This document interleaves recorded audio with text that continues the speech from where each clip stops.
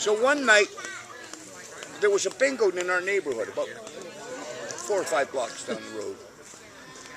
It's not there anymore, not that it matters, but Nan used to go to bingo. So this particular night, it's in the friggin' winter, I got to walk down to the bingo thing to pick her up and walk through the goddamn snowstorm because Joe's got the car. So I called him up. I said, "Leading Seaman Venne." He said, "Yes, Chief." I said, "I want my fucking car back." He said, "Well, and he started making excuses, you know, the way you go, get the goddamn thing back. Yeah, he was a beauty. I loved him. Down the road. So we get to, they all got 3, 3, 3, 3. We get to the Skeena. They got 4. Leading Seaman Venne. "Yes, Chief." "I didn't know you were on the Skeena." He said, "I thought you said Shannon Arena." He was in the arena for 4 years. That's right, I remember that. Yeah, he said, "I thought you were in the Shannon Arena." That's right. Oh, God. Yeah, because the last few years he worked in the arena. Yeah, he did. Yeah, he did so. Him and Jethro was down there for a bit. Like one time I was the squadron chief, and I got a call from one of the ships. They said, "Listen, are you guys going to use your ice time this Friday?" "What?" "Yeah, you're going to, because we'd like to, can we have your ice time?" I said, "I'll get back to you." So I called the Shannon Arena. "Leading Seaman Venne here. This is Chief Wright." He said, "I'm standing at attention, Chief. What can I do for you?" I said, "We've decided we're going to use our ice time on Friday." What he was doing was selling the ice time to civilians, to hockey teams. But he had it all blocked in of units that knew that wouldn't use it. So I said, we're going to use our ice time this Friday." "Geez," he said, "Chief," he said, "we're taking the ice out on Thursday." What do you call that? Zip line. Yeah.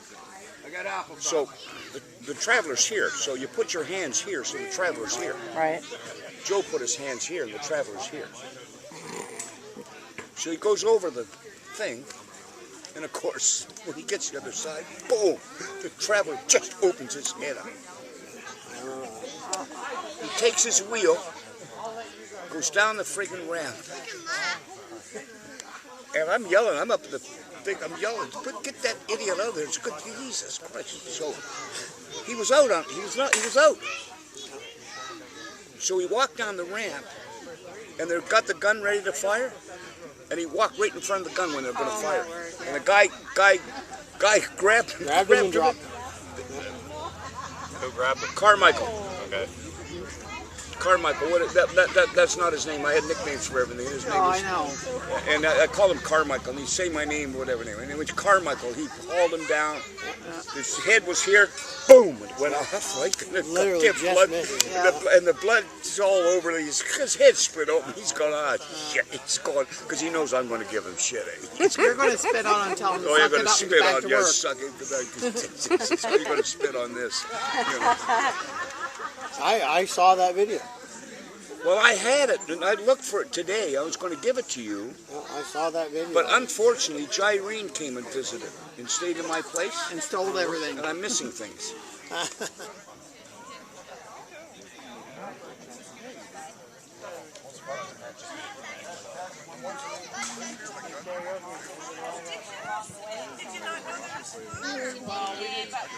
Oh, you did all your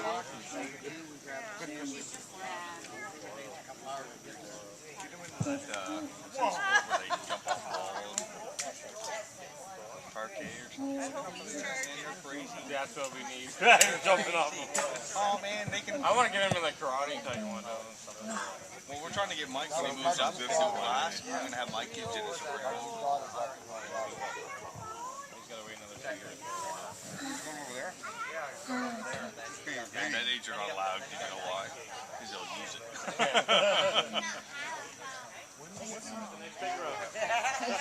Oh, I'm loving that. On the road crawl. Oh, yeah. Where's the blower? No, I didn't hear nothing.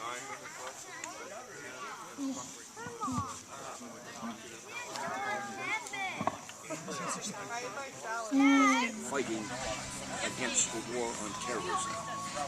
And he's from Spring Hill, Nova Scotia, the home of Anne Murphy. And they'd say, Anne Murray. I'd say, what? No, I'd say Anne Murphy. The audience would say, Anne Murphy. And I'd say, are you talking about the singer? And they'd say, yeah. I said, well, I'm not. I'm talking about the bartender at the Legion in Spring Hill, Anne Murphy. So anyways, here we are, Spring Hill, Nova Scotia. The arena is full. There's 4,000 people there, and Jerry knows he gets pissed off. He knows he's Ladies and gentlemen, that handsome young petty officer you see there is a native of Spring Hill, Nova Scotia, and a personal friend of Anne Murphy. And they had all 4,000 people going, Murray.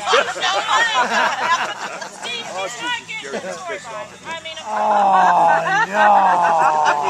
He'd come out and I could hear him. You crazy old bastard. He really got hammered. And I knew it. So I laid under his bunk.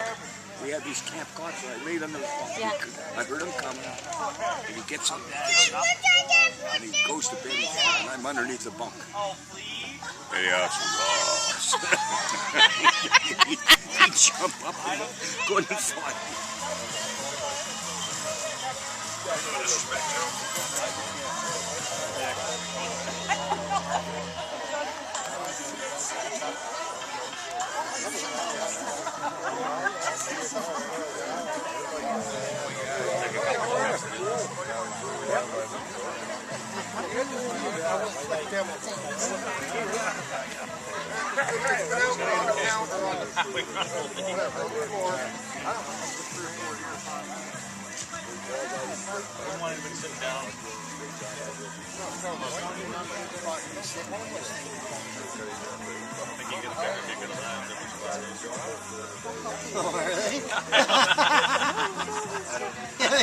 You might be right there.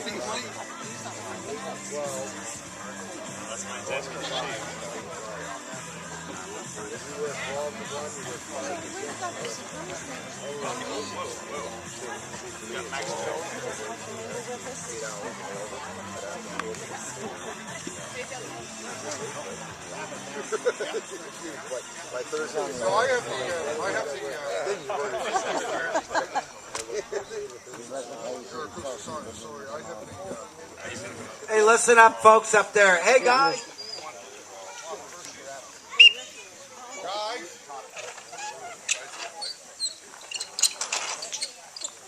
Very nice.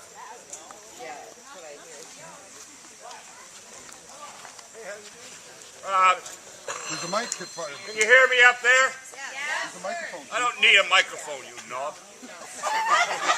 We can hear you. Anyways, my name is Doug Wright.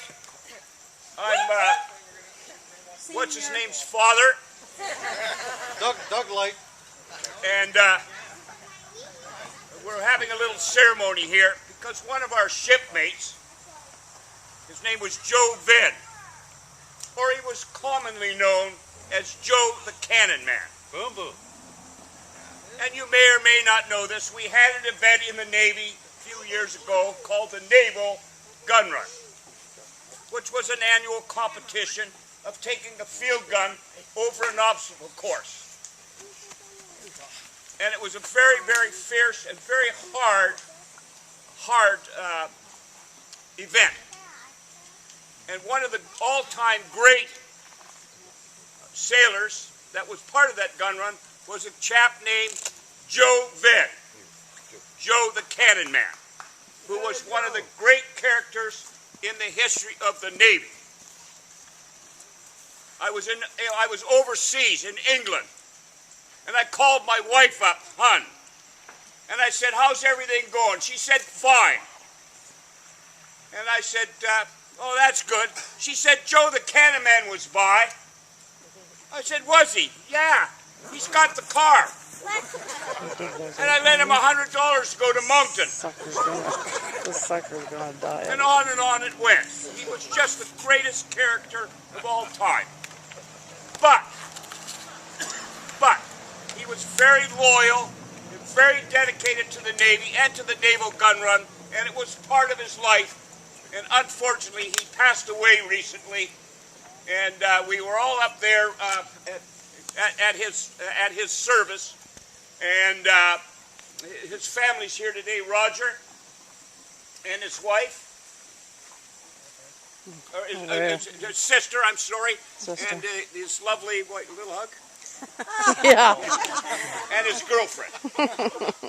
Anyways, we're honored to, and I promised Joe, or we promised Joe, that when he passed away, if we passed away, my ashes were going to go out of the cannon at the tattoo on Navy night, fired at the admirals right in their faces.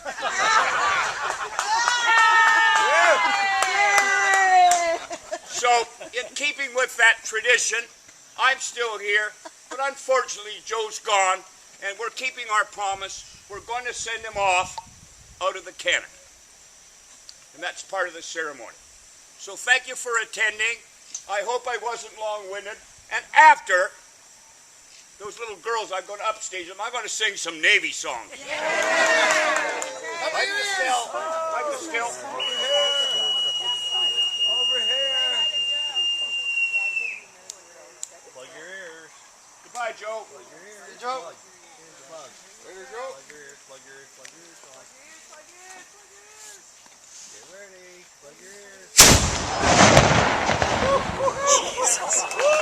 And I'll bet you if Joe was here, he would be really pleased. Thanks, everybody. Thank you.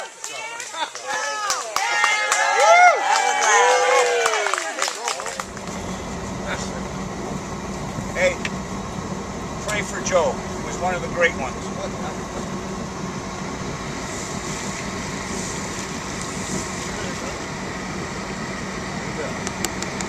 Thanks for saving our bacon and Moncton there. Yeah. You'll always be remembered for that one. Oh yeah. Julie knows that. I ended up back at their place. Making a mess.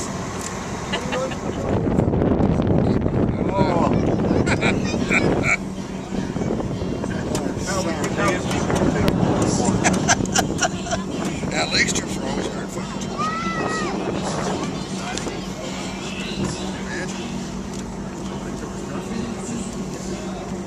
Bahama. Have my car sent round. I'm ready.